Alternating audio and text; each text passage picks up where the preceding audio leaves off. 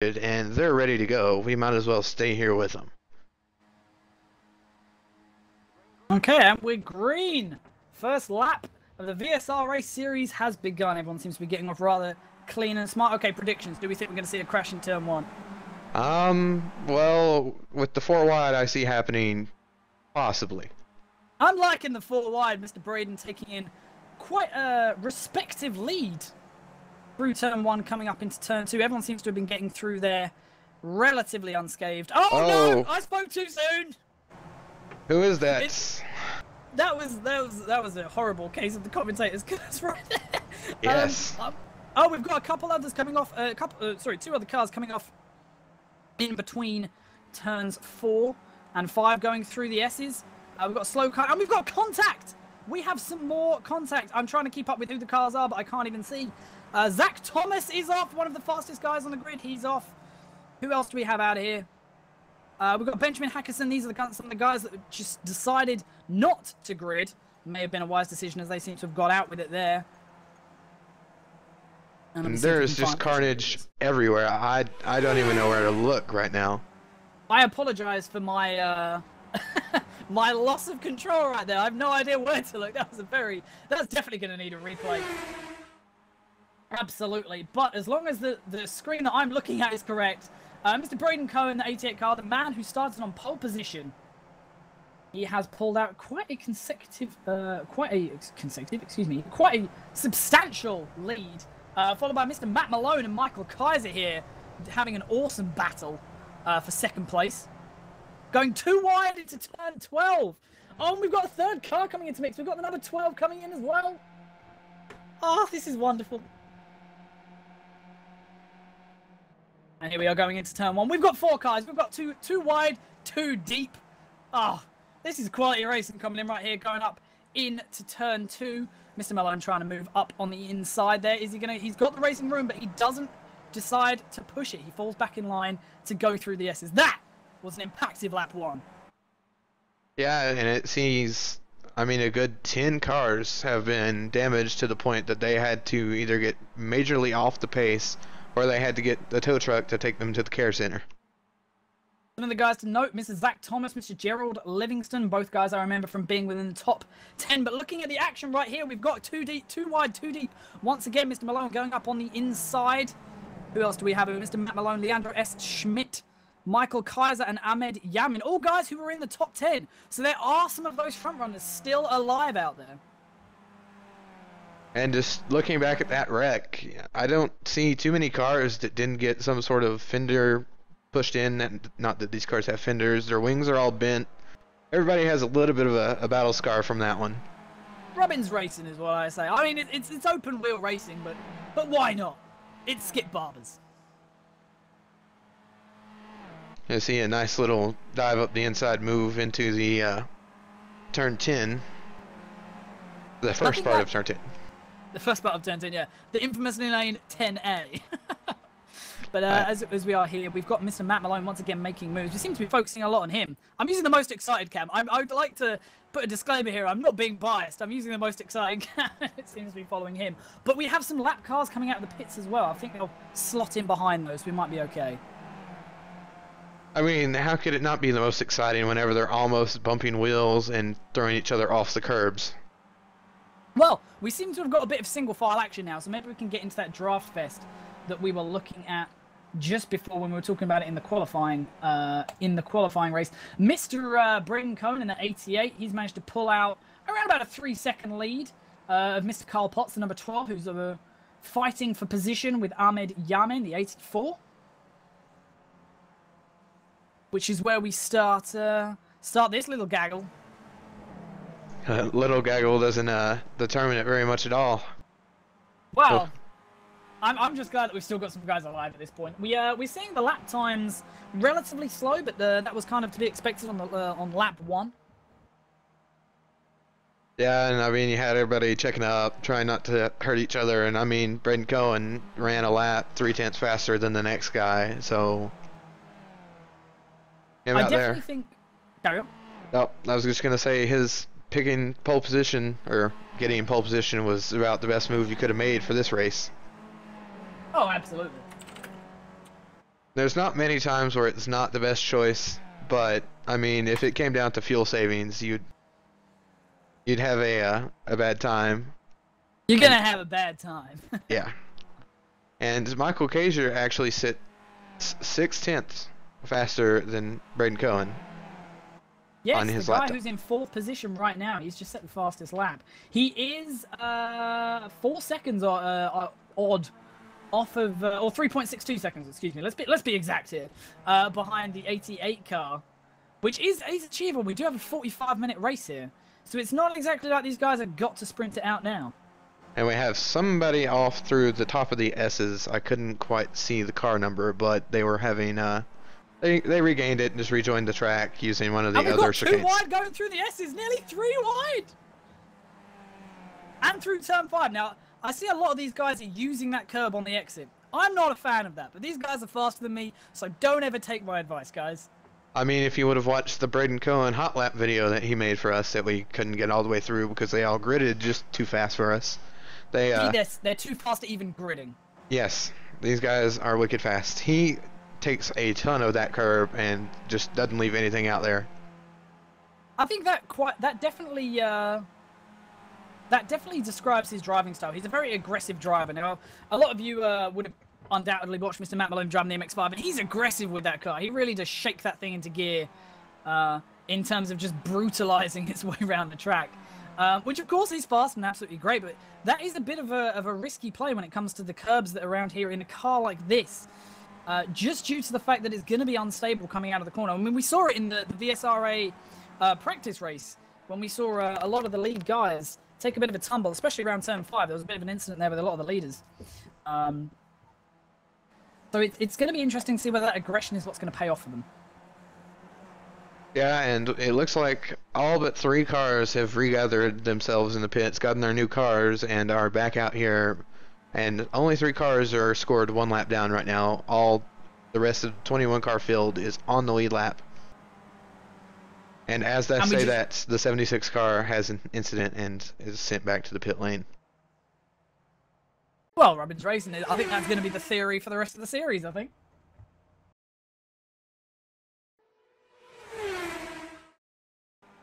So, who are we following here? We're following Leandro at the moment. Who's in the middle of quite a big gaggle. Going down through turn 8 here, heading on up to turn 9 now, this long straight. And this is the straight I was talking about. This is the one that seems to be the draft fest. It's why we're seeing these long gaggles of cars. You know, we've got four coming up just up here. And who we got up the front? The orange car, the one that I can't find for some reason. Click the name off. It was the 15 going wide to try and get rid of the draft, but he's dived out. He's actually not fighting for position. He was a lap car, so good on you, Johnny Stewart. You go, Johnny Stewart. Yeah, it's always a good idea here with these leaders racing so close and so tight with this draft to just get out of the way and let them have their fights. Let them get on with it as we're starting to see the gaggle get a bit closer together behind the 05 car. The 48 and the number 8 starting to challenge him going into turn 1. We haven't seen too many overtaking maneuvers, but we're definitely seeing a lot of people starting to tail up together and pack up. Now, as tonight was tonight is the night for Dega, are we going to start seeing people making friends? Are we going to start people picking keeping their enemies close by seeing who they decide to work with? Who are they going to try and draft with? Who are they going to try and actually see if they can work together to get the guy in front of both of them? Or do you think this is an out-and-out bloodbath where at the end of the day, you just got to get every single position the moment it comes?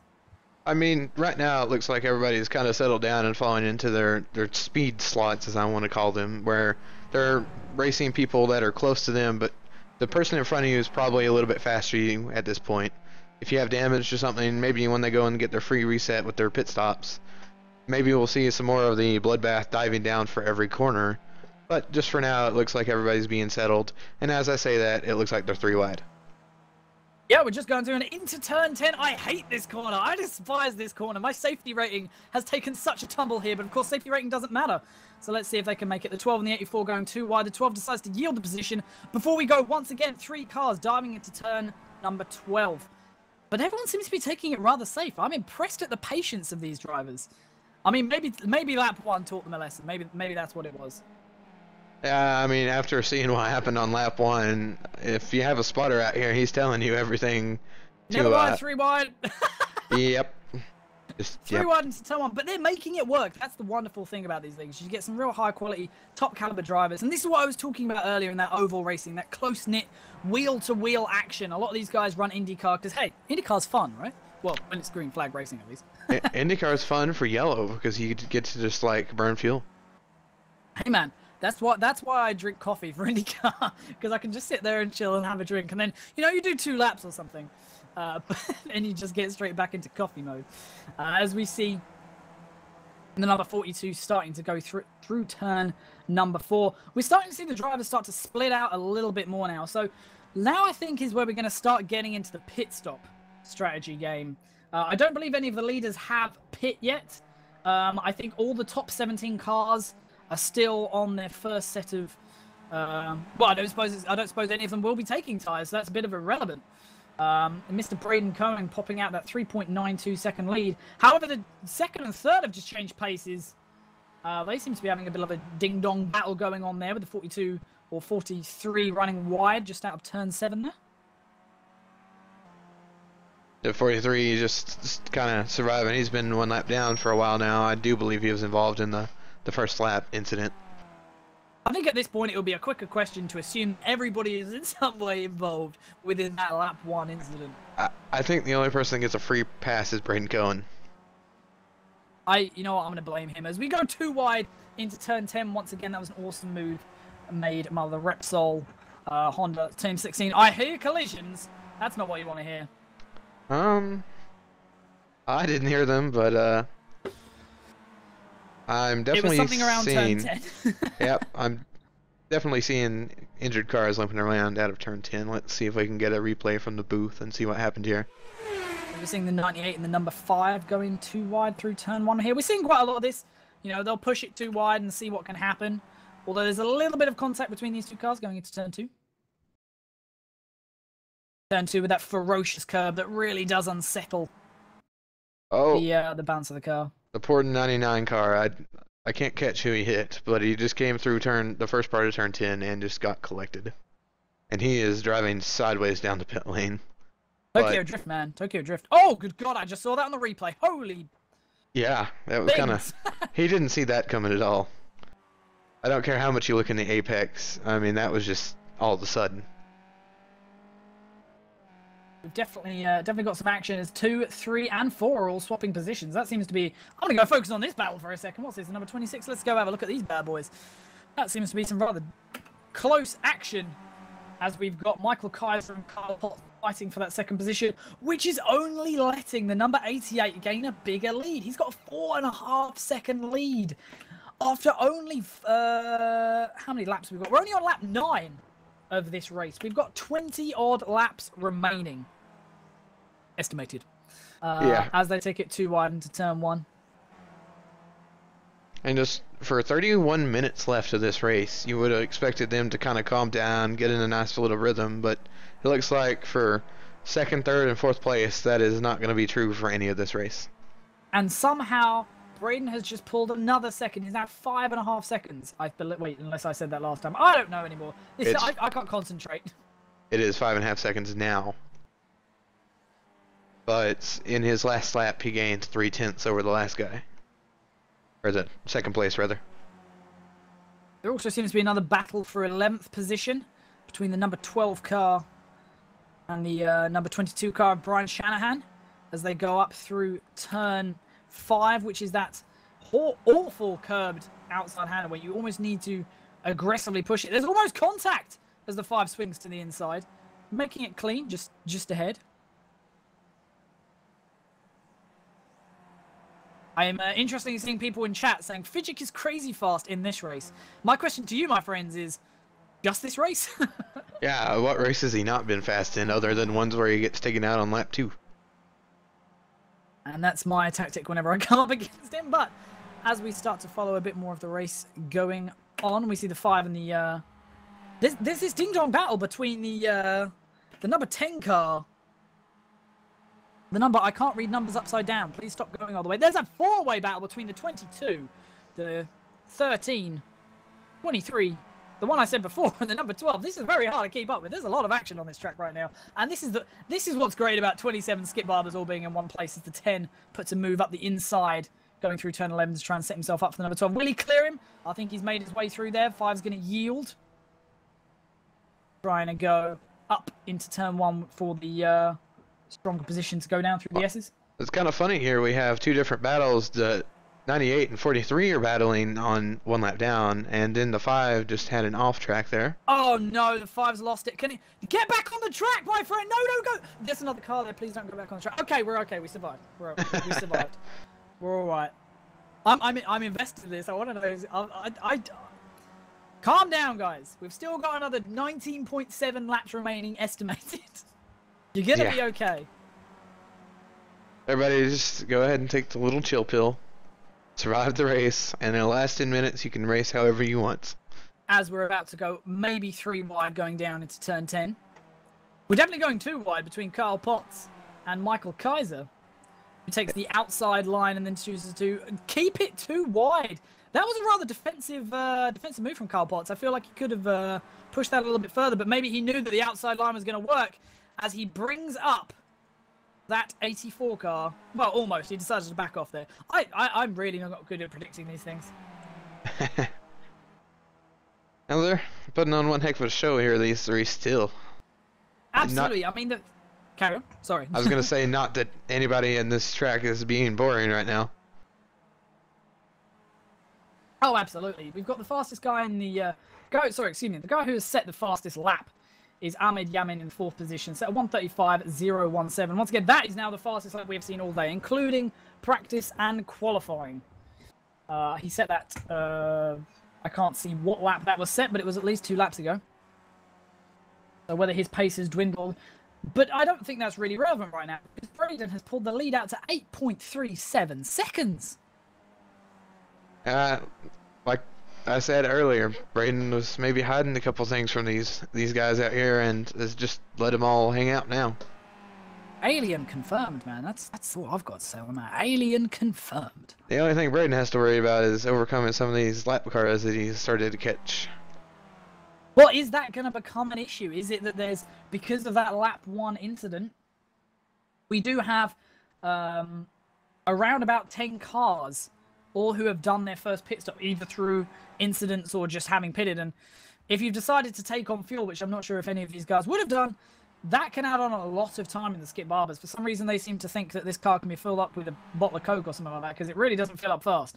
And as we're talking about all these new fastest laps and all that, Braden Cohen just has to go and show off and run a 7:98 rather. And immediately afterward, Kyle Potts puts in a 1:35.445, which was the 2nd fastest lap. But a 1:34.7? He's just How? maybe needs to open his own skip barber driving school. The Alien. Forget all the ones that exist now. Yeah, he could just have his own. So we are seeing quite a lot of these guys. We've got Luke Witten, the number 27 car in 9th position. He's got 17 incident points so far. I do believe that this race has a 25-point limit. So with 17 and a half laps remaining, 18 incident points, excuse me, he is cutting it on the finer edge of close. And I'm going to go ahead and warn you that the marshals will wipe some of those incident points away, so our timing screens may have a few extra. So he may not be as hurt as we think he is, but it is very well possible with the state of his car right now that he's had a few incidents. And he still managed to hold on to the 19th position as Kyle Potts goes 2 wide. 3 wide will we see? Do I hear it? We hear 3 wide going into turn 10. Who's going to come out alive, if at all? We do manage to have a rather safe, almost 3 wide there. However, massive congratulations to the 84 car for taking 2 positions at once and bringing that 2nd place position into his own possession right now. Yeah, that was just a good move up the inside. He got the car slowed down enough and just managed to hook the curb enough to get it around there, and just left the other 2 kind of sitting there watching him.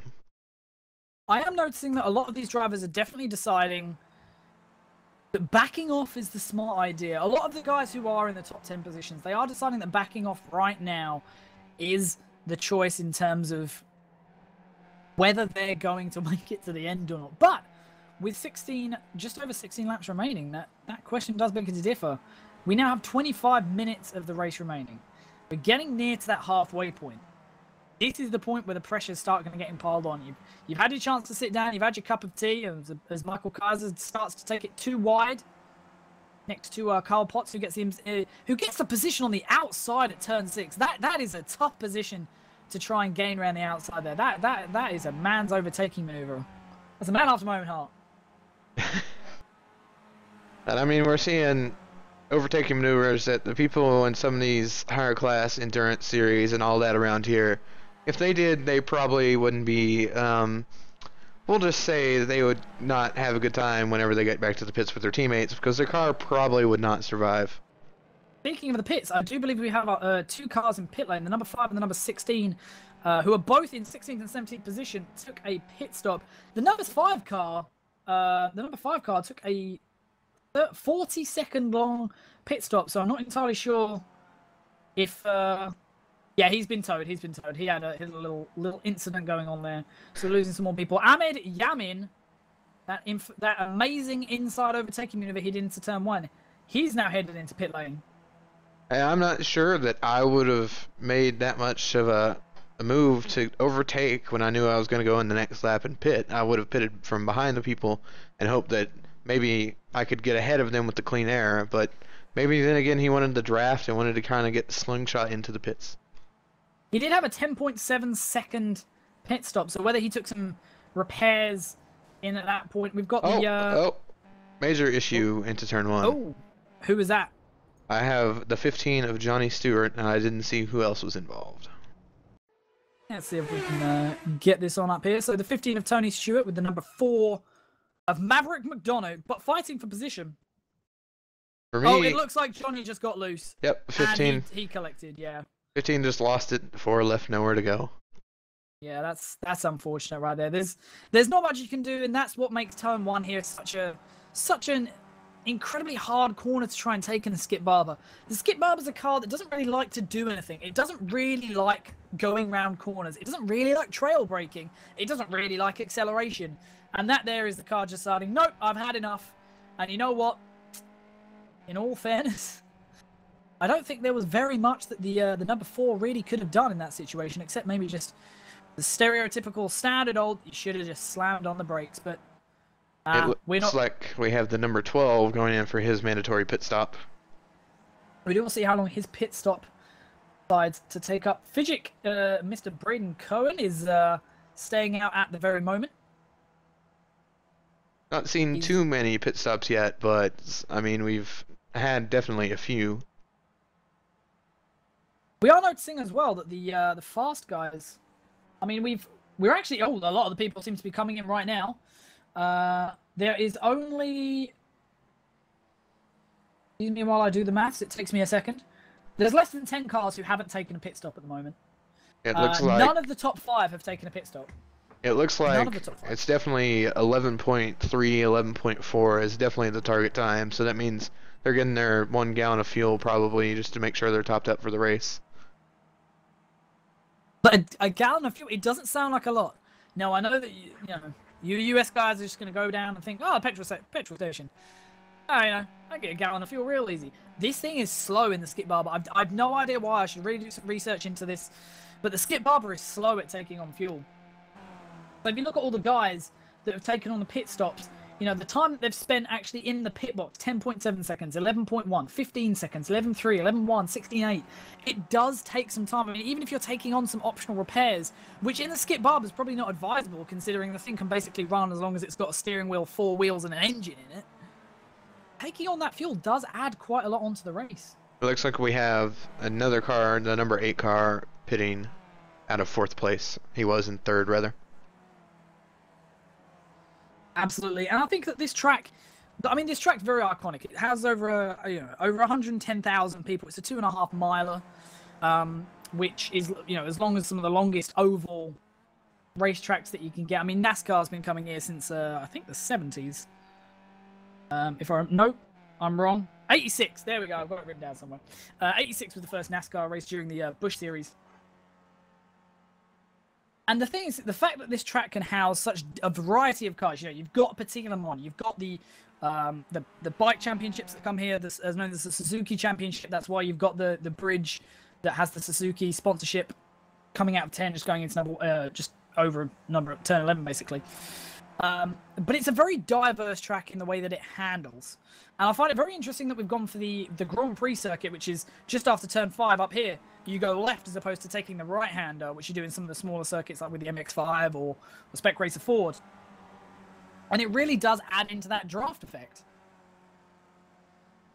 I mean, you get an extra multiple 100 feet. And so with these cars, it takes them a while to get wound up. And once they get up there, they can definitely draft like the best car you've ever seen. Oh, draft is... I think this car is very good at teaching you what draft is. However, as we say this, my friend, Braden Cohen is proving us wrong. 11.97 seconds he has a lead. He could pretty much pit and probably come out in front. Like, exaggeration of the century. However, he's very, very fast at the moment. We've got a lot of people sitting in their fastest times. I'm keeping an eye on the 27. He's up to 22 incident points. Now, I know you said that they may waiver some of those. I'm unsure of the rules on the incident points at the moment, as we see the 98 have a little bit of a blink. And the 27 actually coming into pit road. I'm very interested to see the 27's pit stop. I want to see if he stops for any optional repairs, as he does seem to have some rear end damage. His rear wing doesn't look too pleased with him. I mean, it definitely is an option that they could sit there and take him, but as we just saw, he's just got in this other car, because it's going to take multiple seconds to get fuel, and getting in your other car with that amount of fuel going in, you have plenty of time. As we see him take a rather long pit stop at the moment, very on the longer side there. 19.4 seconds he was in the box. I had a question. Is that 2 gallons of fuel? Was he maybe running? Well, he couldn't have run short for the first stint. He may have done. Could he have run? Could he have been cheeky and run 1 gallon for the first half of the race, or could it have just simply been a misclick? I don't believe driver error. They let them take on a short first stints. I believe that is one of the things that they can't do here. I think we're gonna have to chalk that one down to either miscalculation, or very, very much erring on the side of safety in terms of making sure he has an entire extra gallon in the car at the moment. We have around about, the only drivers to have not pit really are the top 3. We've got a couple of others, the number 10, the number 9. Excuse me. Could he have taken on tyres? Could that have been the other factor? I mean, it is very well possible that could have been enough time to take tires, depending on how well the pit crew did. I'm not sure in this. It's very odd to see people take tires, so I don't know how long that would take. As he's the only person, other than the people that had major incidents, that has a lap time or a pit time over 15 seconds. And as we follow Michael Kaiser going in through turn 7 here, you're really starting to see, or excuse me, turn 6 and now into turn 7, you're really starting to see some of the rubber come down. We've got just over 11 laps remaining, as we're seeing a bit of a tussle going in for, I believe that's second place.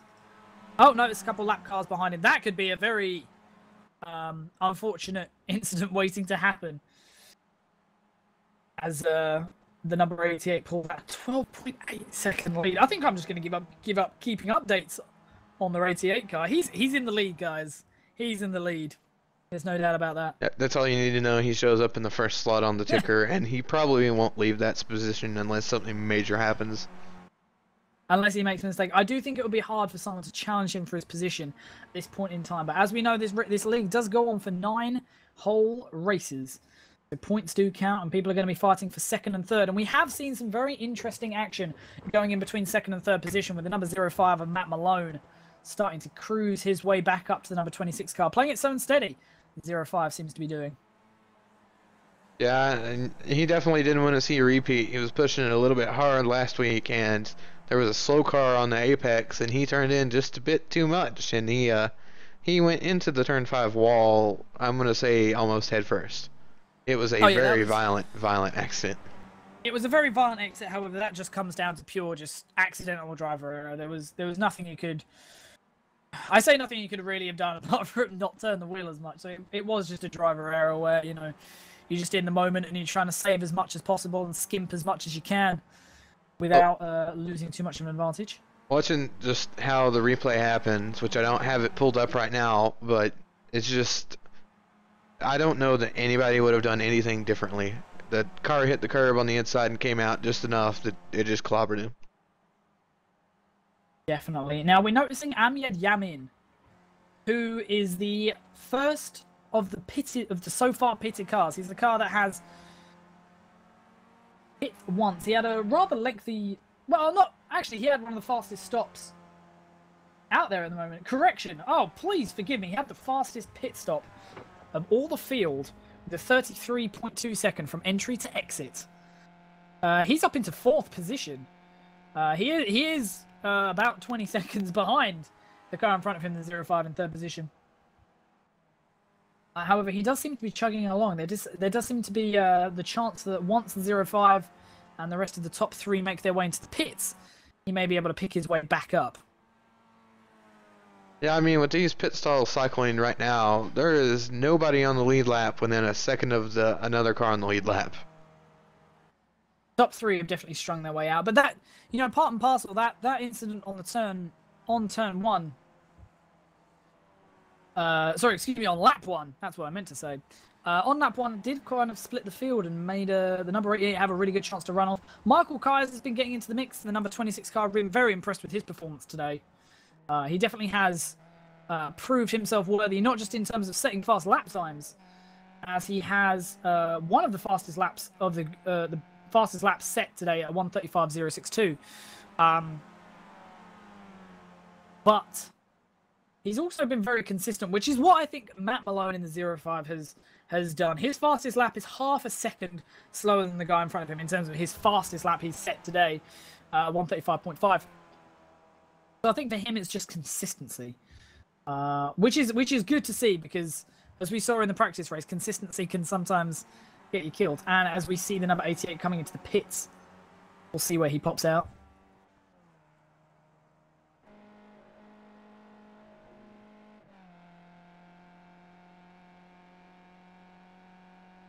And that puts Michael Kaiser up in the lead just now as he stops in his stall. And Malone taking that position as well. The number 88 taking a relatively good pit stop. He does have the number 1 pit box, which at this track is rather important. Basically means, particularly in the Skippy, you can just gun it. You don't have to worry about slowing down for the pit lane. As we see him floor it out and rejoin the track. His pit stop was 5 seconds longer than the other leaders, so I wonder if he may have taken on some extra fuel, or maybe 16 seconds is enough to get some tires. I don't know how strong the tyre game is going to be here. I mean, the problem is this is the first race of the season. We have no data. We have no feedback. All we know is what we can see right now, is none of the drivers would be willing to give up any of their positions, as we see, or any of their tactics, should I say, as we see the number 10 car in 8th position pull into the pits. Now, it does mean that the 26 and the 05, the top two cars, are the only two to have not pit, with the exception of 13th and 14th place. So like is the 26 out of fuel? The leader? Oh no! Oh no! He's extremely slow on the backstretch, and he just got towed to the pits. I'm gonna quickly see if I can get some zoom in action here. He just ran out of fuel. That was a shocker, and that definitely changes up some strategy. I wonder if he ran out. I wonder if we won't see Matt Malone coming out here and pitting very, very soon, and he does now. Yeah, Matt Malone probably taking the wiser of the two decisions and deciding to come in. That was confirmed by Michael Kaiser himself, a mistake and miscalculation on the fuel for the race. Matt Malone coming into the pits now. That's an unfortunate way to go out, but well, you know, to finish first you must finish. Yep, and that sees Braden Cohen right back up to the lead. As I'm just checking Matt Malone's pit stop here, he manages to get out of the pits with a 15.6 second pit stop. So he had a pit stop that was 0.3 slower than Braden, who I would like to point out is now rejoined the lead. He's back in front as Mr. Malone comes out in 5th position. Now there's only 2 cars on the track that haven't pitted. That's the number 6 in 11th place of Hiro Kanaya, and the number 28 Stephen DeBoer. Oh god, he's gonna hate me for mispronouncing that name. Michael Kaiser. Is he out yet? Is he back out? Have we seen him rejoin the track? The tow truck is still pulling his car into the pits. Oh, sorry, my stats just jumped for some reason. There we go. And he's back out. There we go. There we go. I just had to unhook him. Yeah, he just needs to hit the kill switch. So we have just under 7 laps remaining, with relatively most of the field strung out where they probably should be right now. Although, as I follow in with the number 54 car, taking it 3 wide, making 2 moves up into turn 1, and getting it loose. Oh, he misjudges it. That would have been a beautiful overtaking maneuver had it stuck. And he is racing both those cars, and they're all still close to the lead lap. They're kind of farther down the order on the lead lap, but they're definitely racing for something. And we have every single car on the field now has come in for a pit stop. The time varieties that we've seen between all of them are varying drastically. We're seeing some people get out of pit lane in the low 30s, other guys getting out in the mid 40s. That is a lot of track time that you need to try and gain back, as we are going with the number 13 car into turn 10, who manages to get in front of the number 17 of John LaBaff and managed to take that 7th position away from him, or excuse me, the 8th position, should I say. So we're seeing quite a lot of high contention going through all the way through the field. These two are getting rather close going into turn 1. This is kind of scary. Yeah, it's the last 10 minutes. Everybody seems to be turning it back up here. Oh, no, 13. He's into the wall. Is he going to hit the wall? Oh, he managed stopped to save it. And this is when he begins to pray to the gravel track gods. That's the one time I've seen a driver that's probably really, really happy that the gravel exists. And it definitely did a number on his front wing, though. Yeah, he's definitely going to... Well, with the pit stops out of the way, there's no point in coming in to try and get it repaired. With his 1-free fast repair, as the number 9 challenges the number 54 for 13th place going into turn 1. This is going to be, I feel, the point of the track where the number 9 gets loose and almost takes out the 99 and the 54 as well. He met the number 9 of Lee McGovern, who also messes up turn 2, probably just a little bit frustrated with that turn 1. And he seems to be falling back in the positions. That was definitely a nice, like, overtake, but saving the car, but, like, not dying from the 99 car, because he was pretty close to just slamming into the 9. And it looks like the 9's having some issues with his car getting loose out of almost every corner now. Well, now, is that... I can't see any major damage going on to it. However, could that be nerves? Could it just be that after an incident like that, with such little amount of time to go, you really are sitting there questioning, you know, is it okay? You definitely don't want to give up 2 spots with 7 minutes remaining in this race. Oh no, we have 4.5 laps remaining, just about, and this is where things really start to get close. The number 88, just to go through a quick running order at the moment. The 88 has a 2.5 second lead over the 84 of Amjad Yamin, followed by Carl Potts, Dulion Baldrin, Matt Malone in the 05, Leandro S. Schmidt in the 48, Luke Witten in the 27, John LaBaff in the 17, and Benjamin Hackerson in the 13th position, followed by Michael Kaiser, who's all the way back in 10th position after that horrible miscalculation of fuel, as we see the 84 and the 16 once again go 2 wide, even though they're not for position. We're seeing some crazy overtaking here. Could that just be Brandon finally feeling the pressure of the 84 car now that he's finally in his rearview mirror and within sight again? It definitely could be. Braden lost around about 5 seconds to him on the pit stop alone. However, his gap that he extended rather far is now dwindled to only about just under just under 3 seconds. I'll get my words out there eventually. As we're seeing a lot of the leaders have to deal with lapped traffic now, which is probably where Braden has lost that time. Lap traffic can account for a lot here. I mean, we spoke at the beginning of the race about how wide this track can be, but that doesn't necessarily mean that you always get the ability to overtake a lap car. The track can be as wide as you want, but when the lap car's on the racing line, you've got pretty much nowhere to go. Yep, we're seeing the lap cars seem to be choosing that racing line, trying to get every single point out of this race they can, but nicely they're pulling out of the way on the straightaways. We're watching Ahmed just slowly pull that gap down, and now he has extra draft, and he's making a few tenths on this straightaway alone. And now there is no cars separating them. The gap that was over 10 seconds has now dwindled to under 2.5, as we see the 84 staring down the 88 of Braden Cohen. Could this go to a shootout? We've got just over 3 laps remaining here. He'd have to gain just under a second a lap to try and catch up, as I see the number 12 of the third position, Kyle Potts, going a little bit wide, going out of turn 11, or going into turn 11, excuse me. I mean, if something happens, and I'm seeing no lap cars are immediately in front of Braden now, we shouldn't be having any issues with lap cars from here to the end, but there's always a possibility of a couple of lap cars get too racy and manage to block the track right in front of them, because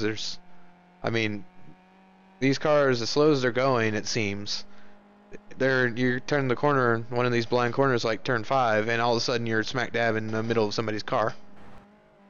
I'm not even sure lap cars are going to come into this, as we just see Amir Yamin running the fastest lap of his race, a 1:34.9, which is faster, which is only 2/10 slower than the 88 of Braden Cohen at the moment. So there's definitely some ground being made up. That gap going down to about 2.2 seconds now as Braden pulls away down the back straight.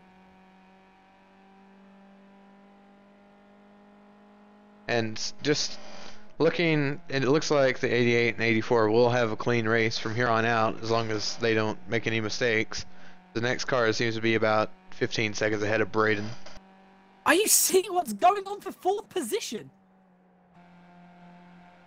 We got a little 5th position. A little bump draft. A little bit of bump draft going on from the 05 there. I'm not entirely sure that's legal, but as we go into turn 10, the 05 is kind of falling back into position. Decided not to bump draft through the corners, which is a wise choice in my opinion. Excuse me. I mean, anything's possible in this Skip Barber League here. Even bump drafting through the straights, dear God, man. This is getting a bit insane, as we see Dulion Baldrin in the 4th position set his fastest lap, probably with a little bit of aid from the 05 of Matt Malone as he overtakes him going into turn 1. That was a very clean overtake there, going in for 4th position. But oh wow, the number 8 is not going to let that slide as he almost makes a peaky nose into turn 2. 4, even, I can count. Yeah, just watching these cars, how hard they can attack the curbs through the S's. Most, anything heavier than this, the second you do that, it's just not going to go well. As we've hit no, absolutely. a 2-minute warning here for the NFL. We have 2 minutes, ladies and gentlemen. 1.5 laps remaining. Where the white flag will drop will completely depend on where the 88 at this point in time will continue. He's managed to sustain a 2.3 second lead over the 84 over the past 2 laps. We're seeing some great action going on throughout the rest of the field. There seems to be a bit of a split amongst the lower end drivers who seem to get caught up quite heavily in that lap 1 incident.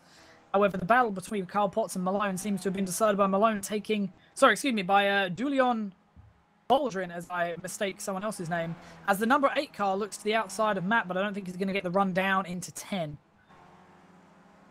And here we're coming up, and Matt gets kind of loose, but manages to save it, but now he has no momentum to go down the hill. And the 8 seizes the opportunity, going through turn 11 and trying to hold it through turn 12. But Matt Malone made a smart move there and took a nice wide angle, so yes, he lost the spot, but now he has all this run, and now he gets to make a smart move up the inside of turn 1. Which is the move he did last lap, so can he hold it? As we look like we're about to take the white flag next time around. Braden, just to keep you guys updated, has managed to hold the 2.3 second lead. So he's looking like he's rather convincingly got this one in the bag, unless anything major should happen at this point in time. But the battle for 3rd and 4th place is by no means over, as Matt gets a little bit loose coming out of 5. It seems like Matt's definitely been pushing his car, attacking the curbs, maybe a little bit too hard in the S's, and he's started to overheat his tires. That definitely comes into a factor as we're seeing a lot of the rubber now. If you look at the if you're looking at the track on the racing line, it does seem to be coming down a little bit. A lot for skip barbers, shall we say. Yeah, for these cars, there's not a ton of G-forces, but there's definitely more than enough with this high of speed coming into these hard braking zones and hard turns that, yeah, there's going to be some rubber down. As we see the leader about to cross the hill and go ahead and take the white flag. I believe this should be the white flag here. However, he has something to be, well, maybe not something to be concerned about. Oh, I think that, no, I believe that was actually the final lap. I didn't get a white flag notification for that. Unless I'm massively, am I massively wrong? I have not got a checkered flag notification, but the producers seem to think that it's both the white flag and the checkered flag at the same time. And we have some interesting results going on. Yeah, that we're gonna watch this battle between the 8. They don't seem like they're pushing, so I think that may have been the call at the end of the race. I apologize for the technical difficulty right there. We didn't get a notification for the white flag. I'm looking at the broadcast. The broadcast seems to have taken a checkered flag state. So, ladies and gentlemen, you're now... Oh, someone in chat is saying it's white flag. I'm now confused. What's going on? They said it's the white flag, and now it's over. That was the white flag when we said we think it is, but it wasn't. But it actually was, so we were right, and the overlay was wrong. Oh, okay. So just to add into the confusion of the race. It's nothing new for this race. I mean, just... Oh, no, absolutely. But we can now officially say, at the end, after the checkered flag has flown, which I think we confirm now it has flown, Braden Cohen in the 88 has taken home the lead by 2.06 seconds, stating the fastest lap time of 1:34.798. That was what I'd call a convincing victory. Yeah, Braden Cohen going out there and managing to just take the lead from the beginning and never really see anybody beside him. No, I think there was a bit of a hairy moment on pit lane as he did seem to lose quite a bit. Like I said, his pit stop was 6 seconds slower than the guy behind him.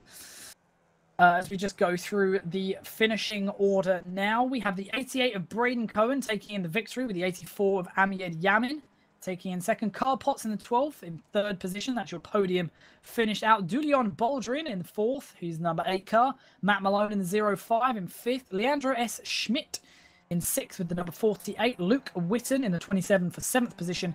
John LaBaff in 17 car, taking home the 8th. Michael Kaiser, the gentleman who ran out of fuel but still managed to pick up 9th position. Congratulations to him, my friend. Well-deserved effort right there. And Benjamin Hackerson in the number 13 car, taking away 10th position. There are your top 10, guys. That was a very interesting opening round to the VSRA. Yeah, it was a good show from everybody. It was mostly clean. We do have to say that the lap 1 incident was a little bit interesting, and they need to go back and review it and see what the drivers can do a little bit differently. But overall, I mean, everybody was being respectful. They were racing hard, but they weren't racing over the line. We definitely didn't see any dirty moves, I don't think. I think it was a good opening race. Don't forget the drivers. This was their first race as well as our first broadcast. So you're going to notice that there was quite a difference in just, how drivers are going to be driving now and later on. I'm just reviewing lap 1. As we're seeing quite a lot of action going in. We're seeing some people blinking. We were seeing a lot of 3-wide, maybe even a little bit of 4-wide as we go into turn 1. There was one car in particular that seemed to be hopping all over the place. Yeah. That Repsol Honda car, he got off the track. 54 was off. The guy who was blinking was off. I'm sad to 13. Say that the 67 Bacon car didn't have a good day. He got too overdone. Oh, well, commiserations. Commiserations to the overly cooked.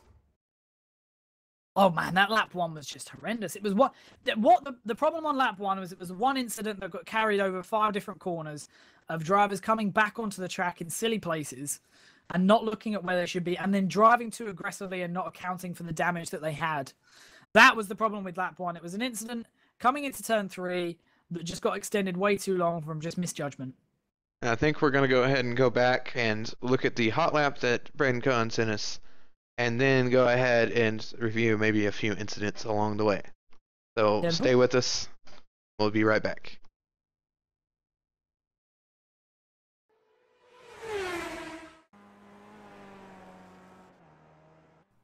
Hey guys, this is Fidget with an example lap around Road Atlanta and the Skip Barber. Coming up to turn 1, I like to brake just after the grass patch. I'm going to let it roll in a little bit. Throttle on before the curbing. Don't track out any more than this, you'll hit the curb and spin. Keep it on the left side. Attack the apex on the right. No problem to jump over a little bit. Keep it on the left side here, may have to lift. Sacrifice a little time, but we're full throttle all the way through the S's. Touch your wheels to the outside curbing. Attack the inside curbing on the apex. Track out as much as you can over the curbing. That's about as far as you can get without an off-track back there. Coming up to this tight right-hander. Brake just after the 200 board. Try and maintain as much momentum as you can. We're going to brake just as the dirt ends there. Turn in, keep it in second. Touch your wheels to the inside curbing. Track out all the way, and you're on your way. Some people like to use first back there, but I think it spins the wheels a little too much. Also, if you're keeping it in second, you get it up on the curbing too much at the apex, you're going to spin the wheels as well. So just try and keep it as smooth as you can. This is the most important straight. One of the best passing opportunities on the track. Coming down the hill here, I like to brake just after the 100 board. Really attack this apex, getting some wheels on the grass, no problem. Sometimes you can full throttle through here. This time I had to lift a little bit. Keep it tight around here. Some cars you need to track out all the way. This one, you don't have to. It's not fast enough. Touch your wheels to the curbing, and there's your lap. And now that we're back from Braden's hot lap, which was very well done, we have a replay from the chopper cam of the starting wreck here. Now this was an interesting wreck, and so as we're just going into turn, I'm seeing a lot of 3 wide, a lot of 4 wide, and this is when things really do start to get hairy. We're seeing the 3 wide at the front between the well, just the car that's currently sideways and flipping back onto the right. That was the first instance. We see a lot of cars going off track to avoid it. But then the going through the S's, this is when people rejoining the track becomes just a little bit silly. We're seeing a lot of the guys on the left here sort of rejoining the track and causing a bit of a ruckus for the guys behind them, seeing people getting loose. And then there's another incident that goes along here that causes, 3 or 4 more cars to get back involved into it. That was an incident that really should have been... we almost see the pink car there getting into the green car just in front of him, the 84, I believe that is, or the 99, excuse me. It is once again just that kind of feeling where people were pushing too hard on lap 1, and once they'd realised that they'd made a mistake and things were messed up, they tried to gain it back immediately. And I feel that that's something that could be a very big spanner in the works throughout the season. If we see drivers really think that lap 1 is too important. Because as we know, lap 1 can be very important, that's why qualifying is such gold dust here, or any track. But it does mean that if you're pushing too much effort in, you can end up ruining your entire race. Yeah, I mean, first season, first race, or not first season, but first season with these cars, everybody's just kind of, overly excited for it. Everybody's nervous. And you just kind of get one of these wrecks where nobody's thinking, they just want to lose as little time as possible and just ram back into track, and it ends up costing them more if they would have just waited. Yeah, I'm watching some of these, I'm checking the turkey cam as we're going through. I'm seeing the 15 get into a few incidents, so I think he may have had a few issues. Maybe it was nerves on his first race. Maybe damaged the car in that first incident, and that affected it. In terms of the closeness of the racing, I really think we should commend all the drivers on the fact that for a lot of the time there was a lot of 3 wide, there's a lot of 2 wide. There did seem to be a decent amount of give and take. Of course, there were a few mistakes, which is where I think the most of the accidents happened, was simply just when there was just too many mistakes. So, someone got loose, someone hit a curb, X, Y, Z. Someone accidentally hit someone else. However, I don't think that there was ever an incident where someone just ran out of talent 3 wide. Yeah, it was definitely a good show. Just once everybody got their heads screwed back on straight and got the car back in gear and just rejoined smartly, and everything got back smoothed out. Everybody was racing hard. And I think we definitely probably underplayed the pit stop strategies, or just the pit stops in general. I'm looking at some of these guys and looking at some of the variations in the pit stops they had. Excuse me. We're seeing a lot of these guys pit stops. They were in the the low 30s, but some of the guys that finished in the top positions, people like Braden, they had nearly 40 seconds in the pit stops. The 5th and 6th position, the 0.5 Matt Malone and 48 of Leandro S. Schmidt, they both had close to 40 seconds. Dulion Baldrin in the number 8. They seem to be having these longer pit stops, which gives them or gives other drivers the ability to kind of do what they want on the track as such, and they can make up some time on pit lane. Yeah, and it was, I mean, a good thriller of a race. Mostly everybody managed to finish, and a good percentage managed to keep it on the lead lap. And just, I mean, everybody was pushing hard, and it was a good show all around. And I mean, I don't think you could have asked for a more exciting just race for 45 minutes. That was a lot of action everywhere. It was up and down all through the field. We saw that battle for 2nd and 3rd, which I definitely think was something that went on for a very long amount of time.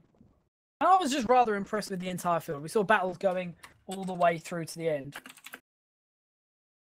Okay, well, wrapping up here. It's Dustin Ollis, Rank Up Gamers, and JJ Tubb. It's Tubbsy. You know him. You love him. Joining me here for this broadcast of VSRA from Road Atlanta, Round 1. And I do believe it is Season 15. I do believe you are correct.